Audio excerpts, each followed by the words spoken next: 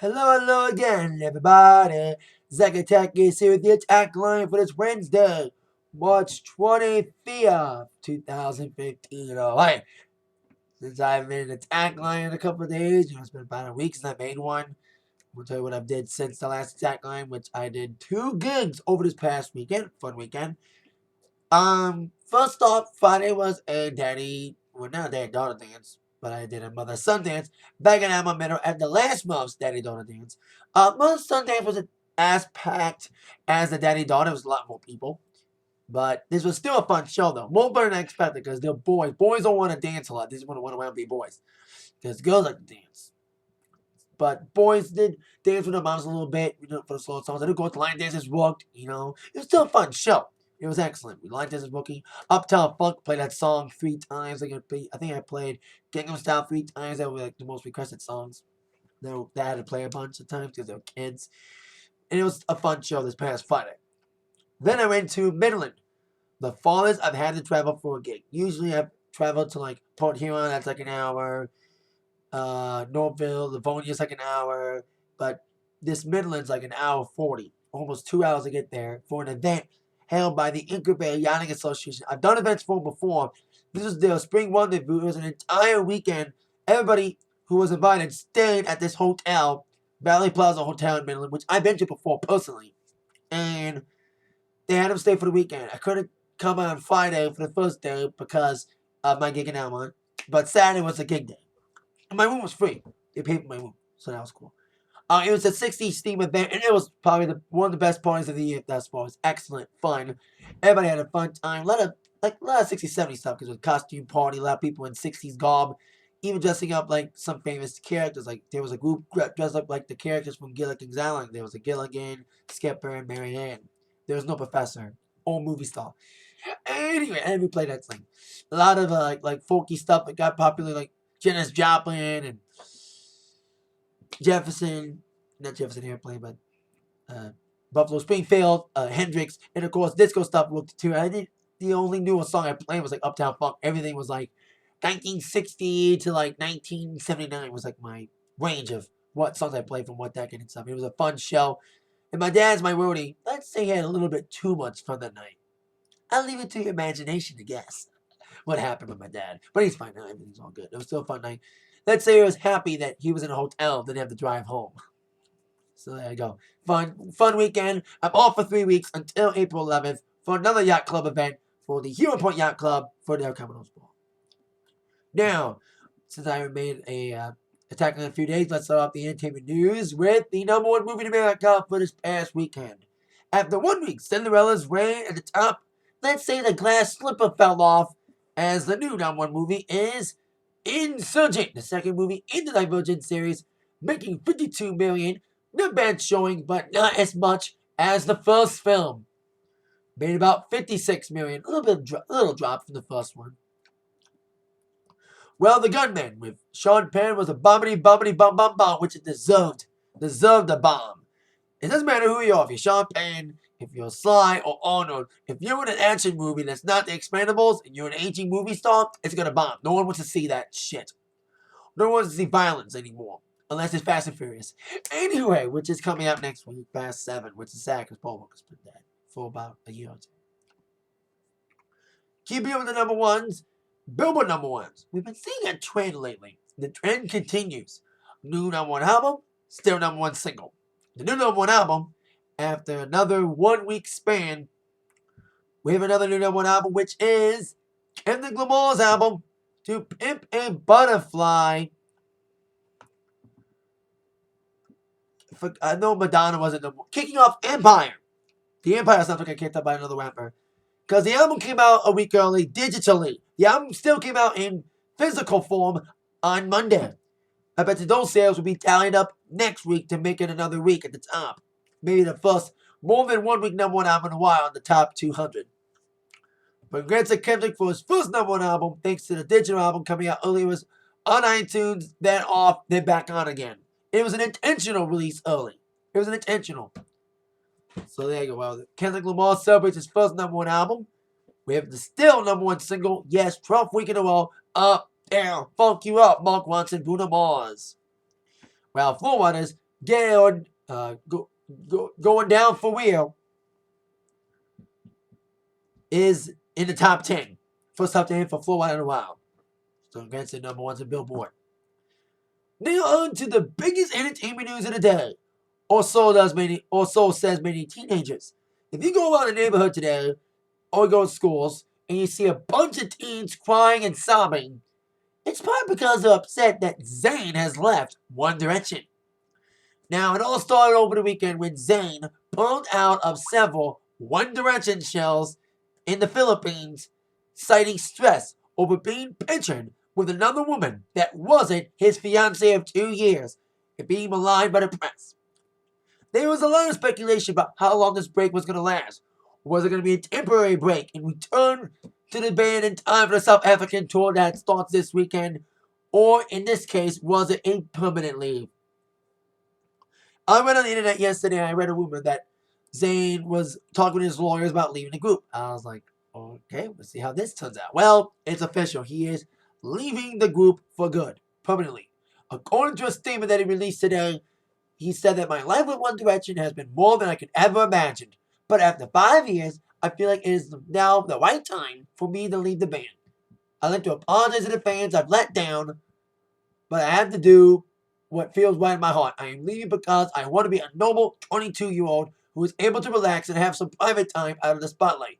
That's the thing, when you're that young, especially you're in a big, high-profile band, you're going to get maligned by the media. You're going to get dissected and put a microscope under you. Especially in Zayn's case with his infidelity stuff with the lady from Little Mix, which he says that he's still in love with despite being pictured with another woman. He has had the civil problems accusing of drug issues when he didn't show up on the Today Show when they released the album 4, but that wasn't the case.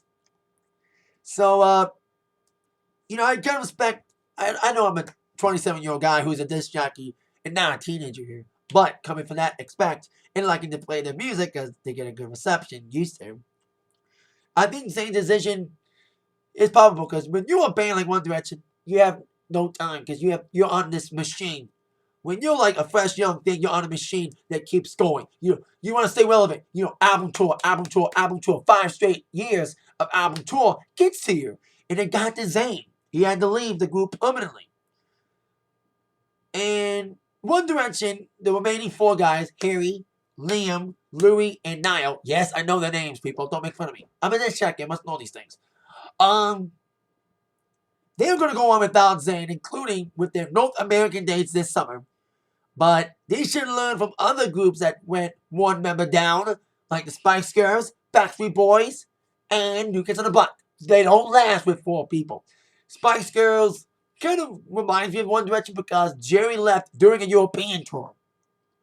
Although Spice Girls only had 2 albums, One Direction has 4. So, but still, we'll see what happens with One Direction, how they can handle with one man down. Will the fans still accept it?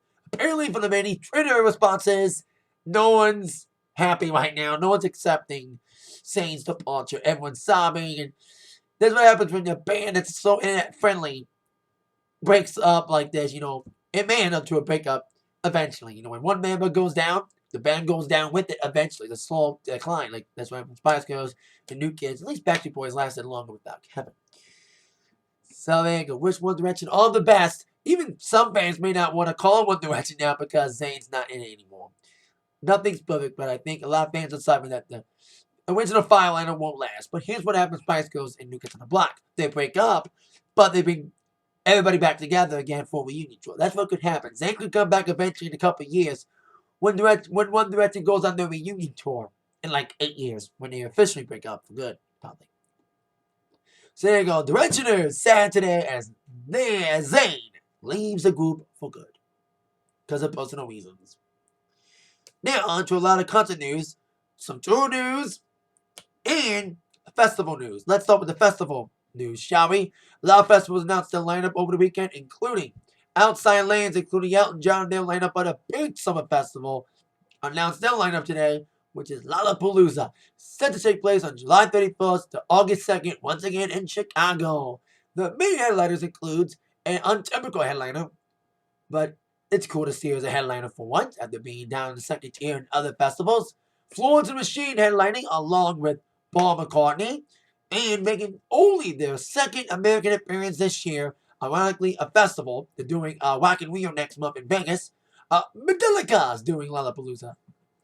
Other big bands include Sam Smith being involved, Monsters and Men, Bass Nectar, ASAP Rocky, Art J, Charlie XCX, Kid Cudi, TV on the Radio, 21 Pilots, who are touring this year, Marina the Diamonds, Tyler the Creator, Walk the Moon, I already said Charlie XCX, DJ Mustard, the Chainsmokers, Boys Noise, George Ezra, who's on SNL this week with The Rock, hosting, and a lot of big names when it comes to indie fans all around the world.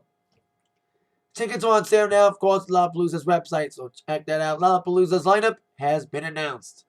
While festivals announced, I got news on two classic rock bands. One that is touring, and an update on a classic rock band that did not announce on Satisfaction Thursday. Let's get to the band that did announce. There's a little bit of rumors flying about Van Halen hitting back on the world this summer after announcing they're going to appear on, of all weird shows, Ellen, with Ellen's website hinting towards a greatest hits tour. Well, there was speculation about that, and it added on yesterday with a video about Van Halen's show at the Hollywood Bowl. But now the entire tour has been announced, as they're going on the first U.S. tour since 2012, with DLO headlining to coincide with the release of their new live album, Tokyo Dome Live in Concert, Aviation album versions of 1984, and the first album, The Tour, which will include Kenny Wayne Shepherd opening up for him, different than Kool and the Gang, who toured last time, which I saw that tour last time. David Lee Roth can't sing as good as he once did, but he was okay, and Eddie's still shredding like a motherfucker, let's say that much. He's not erratic anymore. The tour mostly hit all amphitheaters, following the last tour being all arenas. The tour will kick off July 5th in Auburn, Washington, the White River Amphitheater, who hit all the big cities and venues, including San Bernardino, Irvine, a lot of California shows, Hollywood Bowl, playing in Toronto at the Molson Amphitheater. They're playing Pine Knob, DTE.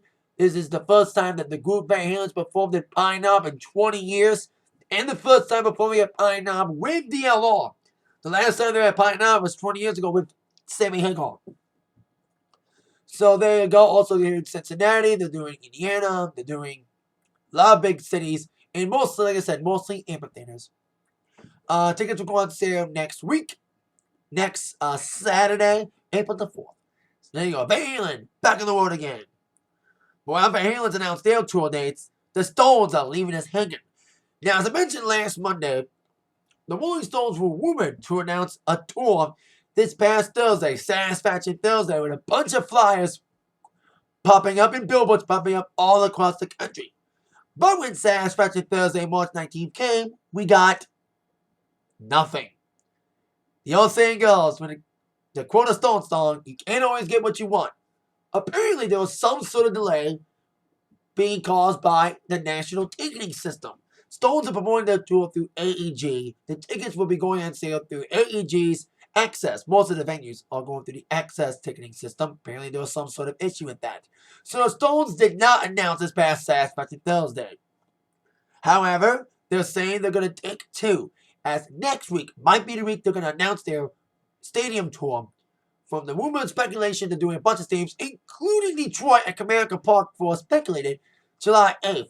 They're not doing any amphitheaters, and it may not be before we brown Sticky Fingers in its entirety, despite rumors. Maybe some smaller shows with that.